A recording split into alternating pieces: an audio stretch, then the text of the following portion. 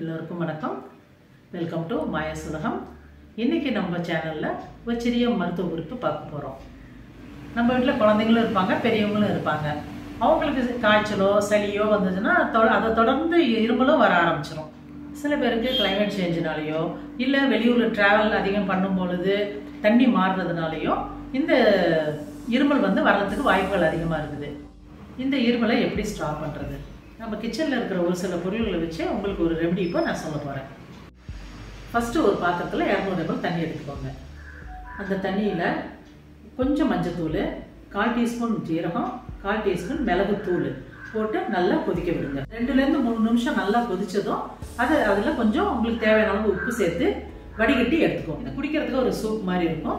நீங்கள் தொடர்ச்சியாக 3 நாளைக்கு காலை மதியம் இரவு சாப்பாட்டுக்கு பின்னாடி இது தொடர்ச்சியாக குடிச்சிட்டு வந்தீங்கன்னா உங்களுக்கு சுத்தமாகவே இருமல் நின்றுடும். இந்த மாதிரி சின்ன சின்ன மருத்துவ குறிப்புகளை நம்ம சேனலில் அப்லோட் பண்ணலான்னு இருக்கிறோம். தொடர்ந்து நம்ம சேனலில் பாருங்கள்.